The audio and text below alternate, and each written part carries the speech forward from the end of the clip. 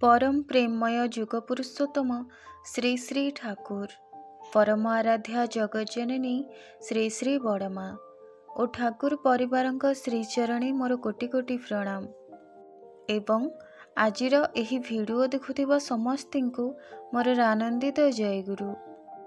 आजिर इष्ट प्रसंग शेष पर्यंत सुनिबाकु चेष्टा करिवे। जदि भिडियोटी भल लागे तेबे चैनलटी को सब्सक्राइब करिबा पई भूलिबेनी। श्री श्री ठाकुर कहती पुरुषोत्तम जेतेबेले मानव शरीर धारण करती ए पृथ्वी रे अवतीर्ण हुअन्ति से ही इष्ट, से ही आचार्य और से ही गुरु। किंतु मातृभक्ति और पितृभक्ति नथिले गुरुभक्ति मध्य हुएना। बापा माँ को ऊपर निशा नथिले गुरुंक ऊपर निशा मध्य होई पारेना।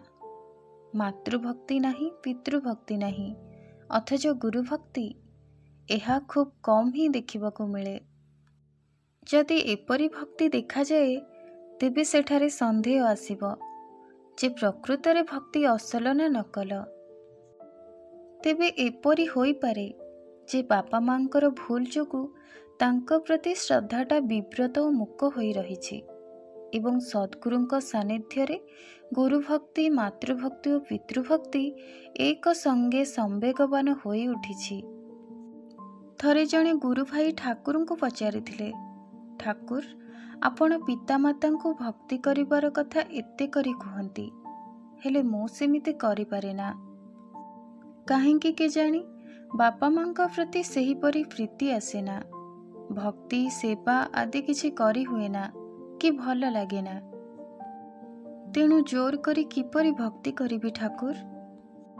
सेतेबेले परम प्रेममय श्री श्री ठाकुर कहिले, तोते बापा माँ भल लागु नाहंती, यार माने निजर जीवनटा ही भल न लागिबा। एपरी कथा केबे कहिबुनी। एही कथा भाबिबाटा ही पाप, शुणिबाटा भी पाप। बापा माँ हेउचंती जीवनर आदि भूमि। सेमानंकठी जोड़ी रहिछि तुममानंकर शरीर और मन। सेई मानकु ही तू एपरी काहेकि भाबु। सेमानंकु जदि खराब व्यवहार करू, अपमानित करू, तेबे एई दुनिया रे तते पागल प्राय होई बोलिबाकु हेबो।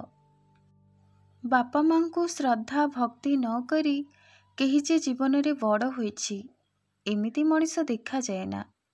तेबे सुन, मु जहा जहा कहूची सेगुड़िक प्रत्येक दिन करबाकू चेष्टा कर।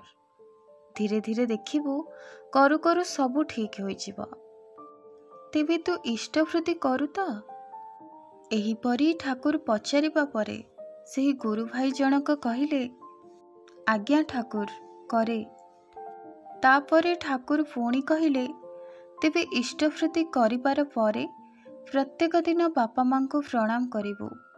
तापरे बापा माँ को किछि देबाकू चेष्टा करिबू। आउ सेही देबाटा जे अनेक रकमर होई पारे। बापा को हुएत स्नान करिबा लगी जल देई पारिबू।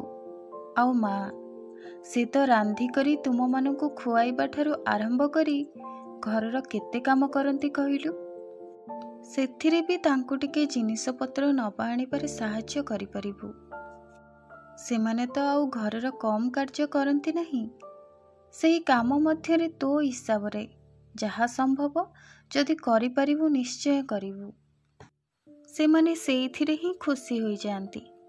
किछि दिन एही परी करि देख, निश्चय जानि परिबू बापा माँ केते मिठा लागंती। बुझी पारिबू सेमाने की रकमर वस्तु। बापा माँ हेउछंती जीवनर प्रथम और जीवंत देवता। सेमानंकु हतादर कले कौनसी देवता खुशी हुअंती नहीं। प्रकृतरे आम समस्तिंकु एहा बुझिबा प्रयोजन। पितामाता बा ततुल्य जेउमाने सेमाने हेउचंती जीवंत गृह देवता। एई जीवंत गृह देवतांकर पूजारे जदि त्रुटि हुए तेबे अन्य देवतांक प्रसाद लाभ करा जाई पारेना। आमे जदि इष्टंक प्रसन्नता उत्पादन करबाकू चाहंती तेबे उचित इष्टानुग सेवा और सद्व्यवहार रे पितामाता को मध्य प्रसन्न करबाकू चेष्टा करिबा। प्रत्येक व्यक्तित्व रे ही गोटे मर्यादा रहिछि। आत्ममर्यादाशील जेउमाने ସେମାନେ ଅନ୍ୟଙ୍କୁ ମଧ୍ୟ ଯଥାଯୋଗ୍ୟ ମର୍ଯ୍ୟାଦା ଦେଇ ଚାଲନ୍ତି।